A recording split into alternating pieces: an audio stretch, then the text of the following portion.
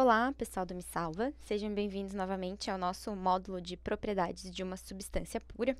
Continuando o nosso módulo, então, nessa aula a gente vai falar sobre tabelas de propriedades termodinâmicas. Para começar, eu já trouxe aqui para nós uma tabela, para a gente ir se familiarizando com essas tabelas, né? O que são as tabelas? Elas são um compilado de dados aí para substâncias, né? Cada tabela é para uma substância. E aí, então, a gente tem dados experimentais e dados também alguns calculados aqui que relacionam várias propriedades. Por exemplo, nessa tabela aqui a gente tem temperatura, pressão, volume específico, energia interna, entalpia, entropia. Vocês vão usar bastante essas tabelas, principalmente se vocês estão fazendo um curso de termodinâmica na faculdade, para resolver exercícios e também provas, e ao longo de todo o curso. Então, é muito importante saber extrair os dados corretamente das tabelas, fazer a leitura correta. Nessa aula, o que a gente vai fazer? A gente vai fazer um passo a passo, né, de cuidados que a gente precisa ter para usar as tabelas sem medo aí de errar, né? Também, essas tabelas aqui, na verdade, né, esses valores numéricos, são a representação daqueles diagramas que a gente estava vendo nas aulas passadas. Então, o que a gente vai fazer vai ser sempre tentar relacionar aí os valores numéricos nas tabelas com os diagramas, né, para a gente visualizar melhor o que é que está acontecendo no comportamento dessas substâncias. Vamos começar, então. Primeiro, eu trouxe para nós quais vão ser os tipos, né, que a gente mais vai utilizar de tabelas. São realmente as tabelas onde a gente vai ter as informações sobre 3 regiões específicas do nosso diagrama de fase, que é a região do líquido comprimido, a região onde a gente tem a mistura líquido e vapor, e também a região onde a gente vai ter o vapor superaquecido. E por que isso? Porque realmente nos nossos problemas termodinâmicos, né, normalmente os nossos sistemas eles vão ter um fluido de trabalho, e o fluido de trabalho vai variar aí nessas 3 regiões. Dificilmente a gente vai ter, por exemplo, um sistema onde a gente vai ter o nosso fluido de trabalho no estado sólido. Então, essas são as nossas 3 áreas de interesse. Vamos lembrar agora do nosso diagrama de fases, aqui eu trouxe ele. Se a gente olhar, né, na questão da mistura líquido e vapor, nesse diagrama, ela é aí representada pela linha, certo? Essa linha que está aqui, no caso. A nossa linha de saturação aqui entre o líquido e o vapor. E aí, então, a gente viu, né, na nossa aula de diagramas, que para cada pressão a gente vai ter exatamente uma temperatura correspondente. Por isso, quando a gente estiver trabalhando com tabelas na nossa substância, na mistura líquido e vapor, como dado de entrada, a gente vai poder ter somente a pressão ou somente a temperatura, porque a outra daí vai estar automaticamente determinada. Quando a gente falar agora das regiões de líquido comprimido e de vapor superaquecido, onde a gente vai estar trabalhando aí nesses campos, né? Na verdade, que a gente não tem essa relação direta. Então, a gente vai precisar dos 2 dados. A gente vai precisar da pressão e da temperatura para dar de entrada aí na nossa tabela e consultar as propriedades. Então, para esses 2 casos, a gente vai precisar de pressão e temperatura. Certo? Bom, outra coisa que eu queria também falar com vocês é sobre muitas vezes essas tabelas, elas são chamadas simplesmente de tabelas vapor. Isso, na verdade, é porque, né, a água é muitas vezes o fluido que é utilizado, né, nos sistemas termodinâmicos. E aí, então, se ficou com esse nome de tabelas vapor, que, na verdade, o fluido ou a substância pura é a água. Mas, na verdade, existem tabelas para todos os tipos de fluidos que a gente quiser trabalhar, né? São compilações de dados. Vamos começar a analisar agora, tabela por tabela, e fazer um passo a passo aí de como fazer a leitura desses dados. Então, pessoal, a primeira coisa que eu quero que vocês tenham cuidado sempre é essas tabelas, elas estão sempre aí, né, no final dos livros, que são utilizados de bibliografia, por exemplo. Cada livro apresenta as tabelas um pouco diferentes, tá? Mas as informações têm que ser as mesmas. Às vezes, elas estão organizadas de maneiras diferentes.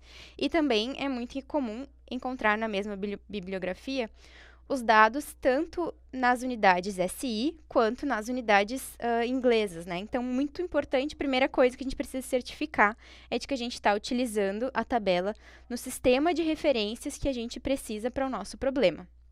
Bom, feito isso, qual seria o segundo passo? O segundo passo seria ver qual é a substância que está, né, sendo representada aí, quais são os dados de qual substância estão representados na tabela. Então, aqui em cima a gente pode ver, né, que a gente está falando de água, certo? Feito isso, o que a gente precisa também saber é de qual região do diagrama a nossa tabela está tratando. Então, aqui a gente vê que está escrito água saturada. Essa água saturada, na verdade, é um sinônimo, né, para a nossa região de equilíbrio de líquido-vapor.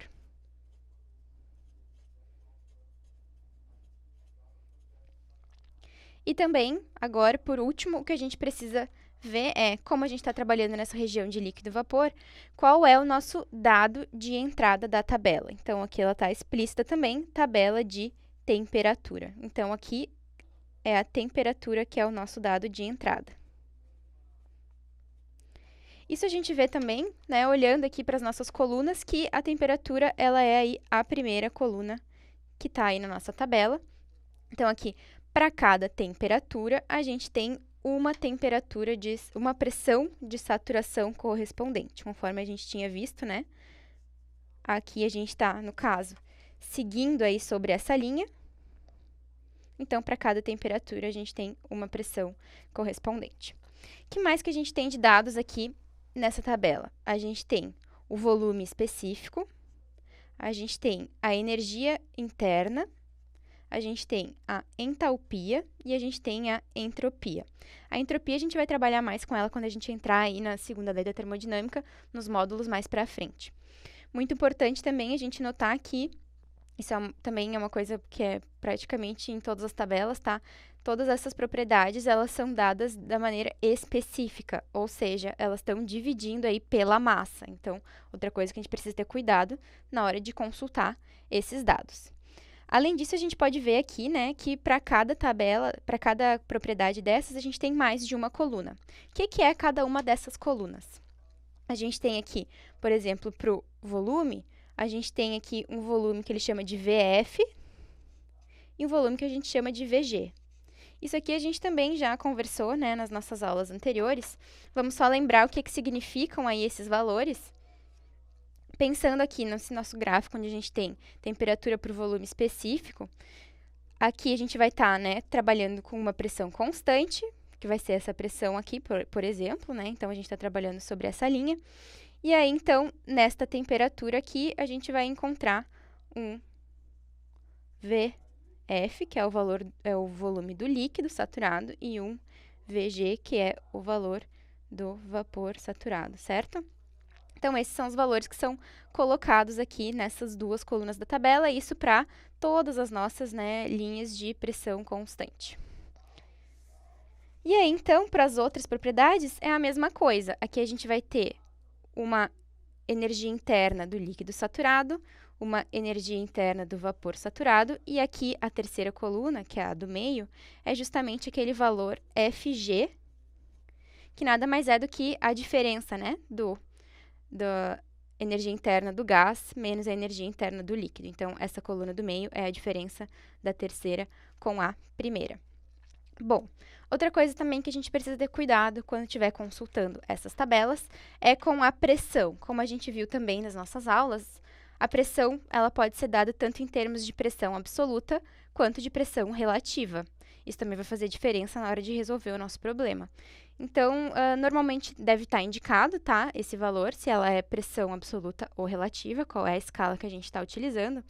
Mas caso a gente não tenha, para o caso da água, por exemplo, a gente pode ser esperto e, né, tentar ver realmente como que é. Por exemplo, lembra que a gente falou que para a pressão relativa, a gente toma que a pressão atmosférica é igual a zero, porque a gente usa a pressão atmosférica como referência? A gente sabe também que na pressão atmosférica, a nossa temperatura de saturação da água, ela é de 100 graus Celsius. Então, o que a gente pode fazer? A gente pode ir lá na coluna onde a gente tem temperatura de 100 graus e ver qual é a pressão de saturação que foi dada. Se essa pressão de saturação for igual a zero, quer dizer que a gente está utilizando a pressão relativa. Já se essa pressão ela for maior do que zero, a gente vai estar utilizando a pressão absoluta. Tá? Isso para o caso da água, onde a gente tem aí, né, certinho já qual que seria a temperatura de saturação. Bom, fechamos as informações dessa tabela. Vamos para a próxima tabela. Aqui, a gente tem a tabela para a mesma região, tá? Isso a gente consegue ver aqui. A gente continua na região da água saturada, que é a região de líquido mais vapor. Mas, nesse caso, o que a gente tem de diferente é o nosso dado de entrada. que aqui está colocado como a tabela de pressão. Então, agora é a pressão que é a nossa entrada. Essa escolha de qual tabela a gente vai utilizar vai depender de quais os dados que foram dados para nós no problema, né? Então, se eu tenho como dado a pressão, a partir daqui eu vou usar essa tabela onde o dado de entrada é a pressão. Então, ela é equivalente à anterior, né? Então, aqui agora é a pressão que está colocada na primeira coluna. E para cada pressão, a gente tem aí uma temperatura de saturação associada. Então, pessoal, se a gente está falando da mesma substância e aqui a gente mudou só, né, o dado de entrada, os valores, eles têm que ser equivalentes às tabelas, porque a gente está falando exatamente da mesma coisa. Só para a gente exemplificar, então, né, que esses dados eles são realmente iguais, vamos só fazer um exemplo para tirar a prova, para ficar bem claro isso. Vamos pegar, por exemplo, aqui uma pressão de 7,5, tá? Por exemplo, 7,5 kPa, vou escrever aqui. Pressão 7,5 kPa. Ela nos dá uma temperatura de saturação de 40,29 graus Celsius. Eu vou escrever aqui que é aproximadamente 40, tá? Vamos ver agora se os valores estão batendo com a nossa tabela, onde é a temperatura, o dado de entrada. Agora, aqui, a gente vai buscar a temperatura de 40. Então, nessa tabela aqui, a gente tem, na temperatura de 40, uma pressão de 7,38 kPa. Aqui dá uma diferença justamente por causa daquela questão de números após a vírgula, eu dei uma arredondada, tá? Mas aqui a gente vê certinho que realmente os dados são os mesmos, a gente só está trocando a referência, certo? Bom, partindo agora para uma nova região do diagrama, a gente vai falar agora da tabela onde a gente tem aqui o líquido comprimido. Isso a gente vê também porque está colocado aqui líquido comprimido e a nossa substância continua sendo aí a água. Então, vou escrever aqui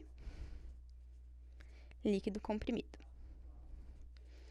Então, no nosso diagrama de fases, a gente está trabalhando nesta região aqui, certo? Bom, o que a gente tem na tabela? Como eu disse para vocês, aqui, para a gente analisar os dados, a gente vai precisar ter a pressão e a temperatura. Isso a gente pode ver aqui, ó. Na primeira coluna, a gente tem a temperatura. Vou colocar aqui um destaque.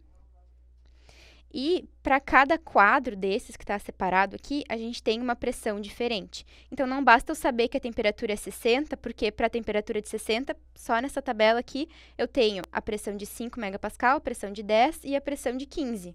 E cada uma delas vai me dar dados diferentes. Então, eu preciso ter a combinação de dados da temperatura e da pressão, certo?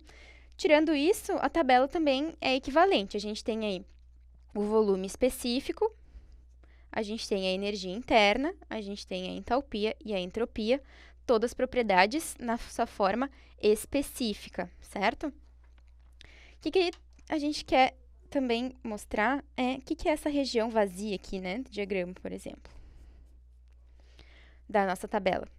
Vamos lembrar aqui que a gente está trabalhando nessa região, né? Então, o que ele nos diz aqui? Para a pressão, nessa primeiro dado que ele dá na tabela, para a pressão de 5 megapascal, a gente tem uma temperatura de saturação de 263 graus Celsius. Isso aqui é um ponto em cima da nossa linha, certo? Então, todos esses dados aqui, onde a gente tem temperaturas mais baixas do que a da saturação, o que a gente está fazendo, na verdade, é pegando uma pressão constante, que nesse caso é a de 5, a gente está aí caminhando, né, nessa direção. Então, a gente está pegando aí todo o campo de líquido até que, pum, a gente vai bater aqui na linha de saturação e a partir daí a gente não vai mais estar nesse campo. Então, é essa parte que a gente tem aqui em branco, quer dizer que a partir de 260 graus, né, que como ele deu 263, a partir de 260 graus a gente não tem mais a fase líquida, a gente já vai entrar na região líquido-vapor. Então, isso a gente tem, né, para as 3 pressões aqui. Também, a gente tem colocado que a gente já vai, não vai mais estar na região de líquido e vapor, certo? A gente tem ainda mais uma tabela para consultar, que é a tabela agora do vapor superaquecido. Então, de novo, onde é que a gente identifica? A gente identifica aqui, superaquecido, e aqui a nossa substância continua sendo a água. Então, vou só escrever aqui que a gente está no vapor superaquecido. E agora, então, a gente está trabalhando nesta região, certo? Dessa região aqui. E, de novo, né, a leitura da tabela vai ser feita da mesma forma. De novo, a gente tem aqui, para cada temperatura, a gente tem, né, diferentes pressões. Então, para consultar um dado aí, a gente vai precisar de uma combinação de temperatura e pressão. De novo, aqui, o primeiro dado que a gente encontra é, para a pressão que a gente está analisando, qual é a temperatura de saturação. E aí, então, aqui, na verdade, ela representa o contrário daquela tabela que a gente estava vendo antes. Porque agora os dados, eles vão começar, né, ficando com a nossa pressão constante aqui, eles vão começar a partir da linha de saturação e vão ir nessa direção aqui. Então, aumentando a temperatura a partir da temperatura de saturação, que é o que a gente pode ver aqui. Se aqui a temperatura de saturação era de 180 graus Celsius, então os meus dados vão começar aqui a partir de 200, poderiam começar em 180, enfim, e daqui para cima, tá? Então, aqui, de novo, a gente pode ver também, né, que ela começa a contar aí a partir da temperatura de saturação e vai até a temperatura onde eu tiver tabelado. Aqui, no caso, está indo até 1.300 graus Celsius, por exemplo. Tá, pessoal? Então, na verdade, essa leitura das tabelas, ela não é difícil, a gente só precisa ter esses cuidados. Aqui eu trouxe para nós um resumo, então, do que a gente precisa ver, né, na hora de fazer essas leituras. Então, primeira coisa sempre é prestar atenção em qual é o sistema de unidades que a gente está utilizando, né, e também qual é a substância que a gente está consultando, né, por exemplo, uma bibliografia pode ter para diversas substâncias. Precisa também se certificar de que a gente está utilizando os dados na região do diagrama correto, certo? Qual é a nossa variável de entrada, e aí também isso vai depender bastante do problema, do que o problema está nos dando, e também sempre prestar atenção que as propriedades elas são dadas na forma específica, onde a gente está dividindo pela massa. Então, muito cuidado, né, na hora de fazer um problema, às vezes vocês vão precisar aí fazer uma multiplicação pela massa, né? Para fechar essa aula, eu só queria também apresentar, assim, tá, esse monte de tabelas e de dados, né, nos servem para quê? Então, eu trouxe algumas aplicações diretas, assim, das tabelas termodinâmicas, que para tentar mostrar, assim, a importância, né, do que representa a compilação desses dados.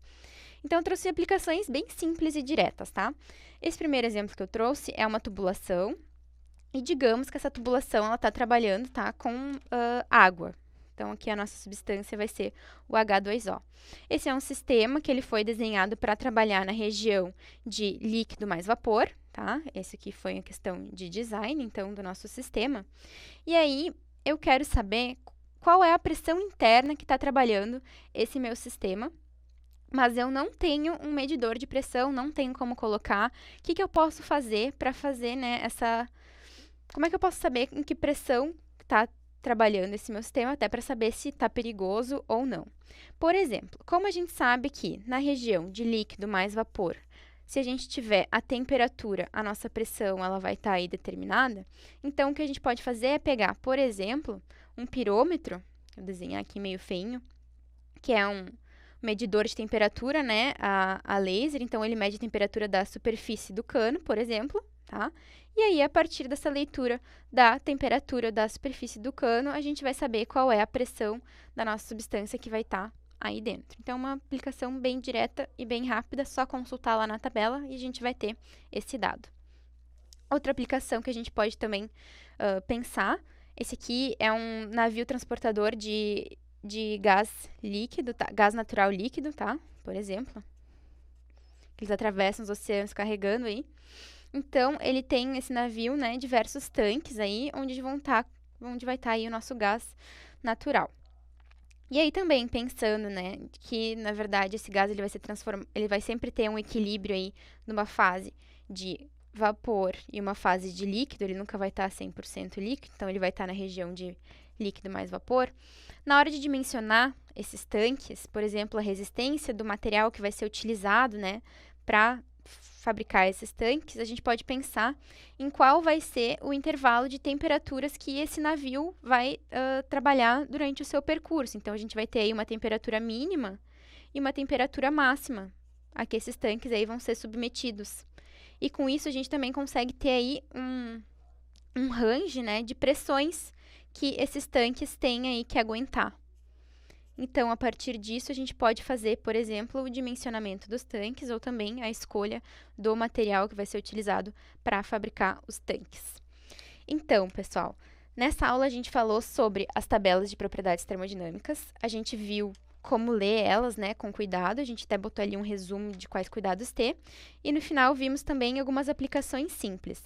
Nas próximas aulas, a gente vai fazer alguns exercícios para mostrar realmente como utilizar elas para resolver problemas. Espero vocês nas próximas. Tchau, tchau!